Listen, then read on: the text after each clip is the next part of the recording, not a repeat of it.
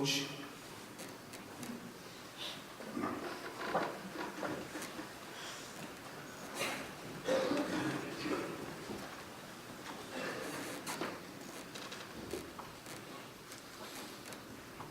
Family and friends, I was honored to be asked to speak today. I would like to open with the serenity prayer. God, grant me the serenity to accept the things I cannot change, courage to change the things that I can, and the wisdom to know the difference. Amen. I'm fortunate to know so many wonderful young people who continually touch my life, Joey and Lindsay being two special ones. The last time I spoke publicly about Joey was at our annual Block A dinner in June 2010. Joey had received the Mark Recco Scholarship for his outstanding character and sportsmanship. He also received the Male Athlete of the Year for excelling both in hockey and baseball, captaining both sports. Joey Ciancola was a winner.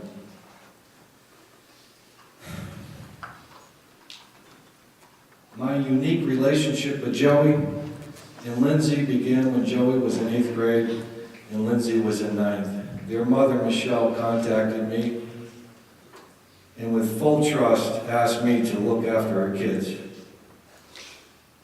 which I was more than happy to do. From being close to Joey, I formed a deep admiration for all the wonderful qualities that he embodied. JoJo had a big personality and the heart of a lion. He had the ability to light up a room. What a sense of humor. He could break them with the best of them, including mine. He truly made the people around him feel better about themselves. When our beloved friend and coach Rob Fumiati passed away January 2007, Joey was only a freshman. Joey made sure to console myself and the other coaches, Scooter Riccitelli, Todd Dandelsky, and Don Lilly. That's the type of person Joey was, always looking out for others. As any of Joey's friends would tell you, he was a fun person to be around. He lived life to the fullest and enjoyed simple pleasures, like fishing, like going to fish. We heard Danny say 25 shows. Playing pond hockey and playing his guitar, Uncle John gave him.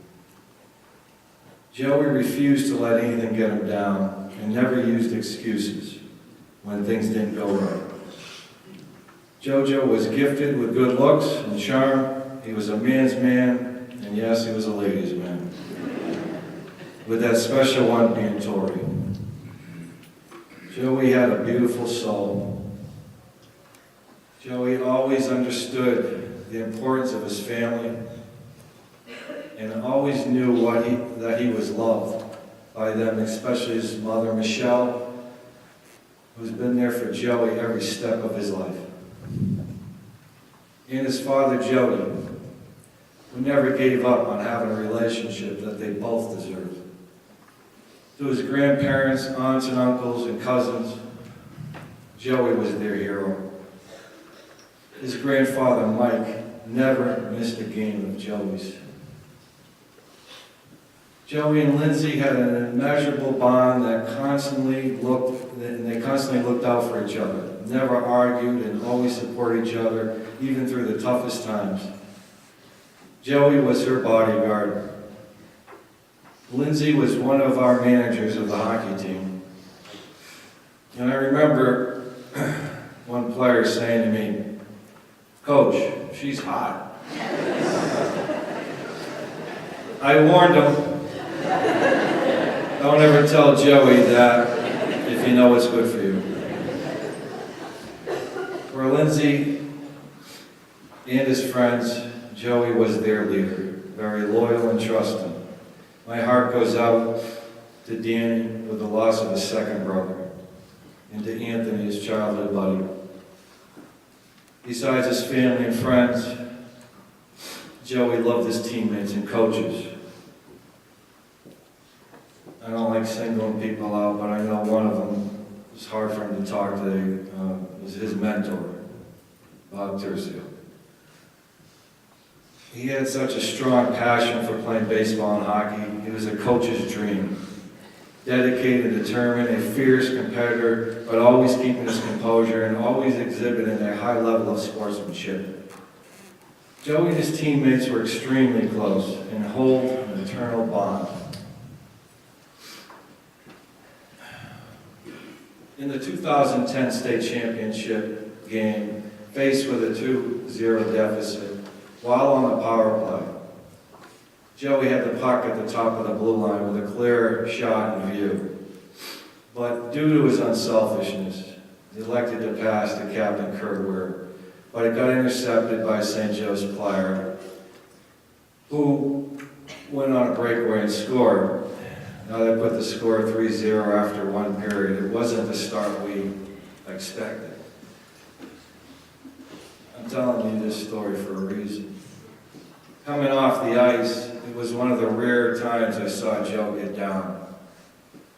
But in typical fashion, he was able to regroup and rise above like he had always done in his life. He came back strong to help lead us to our second state championship in his career. He played all 4 years of hockey at Yale. That's where he started in his youth. 2 state championships and 2 semifinals. It's very rare. You won't hear too many players say that they were able to do that.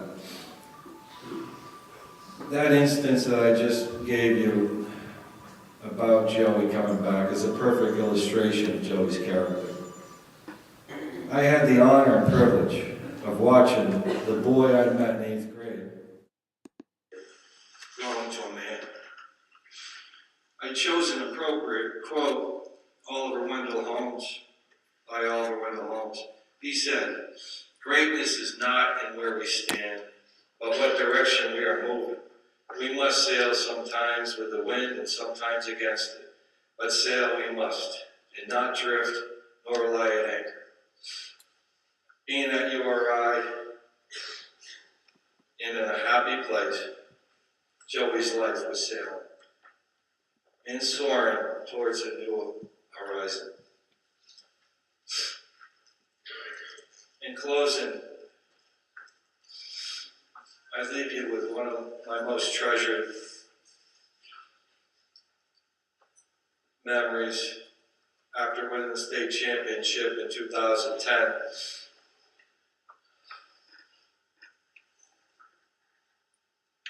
I knew that I had to find Joey on the ice. I hugged him, and he hugged me, and we told each other that we loved each other. And at this moment, I told Joey how truly proud I was of him. While visiting him in the hospital last week, I know he heard me. I told him the same thing. With heavy hearts, we will prepare our upcoming season with Joey and his family in our thoughts and prayers. This season will be dedicated to Joey Ciancola. We are all blessed to have known him. He made our lives better. Joey will be in our hearts forever.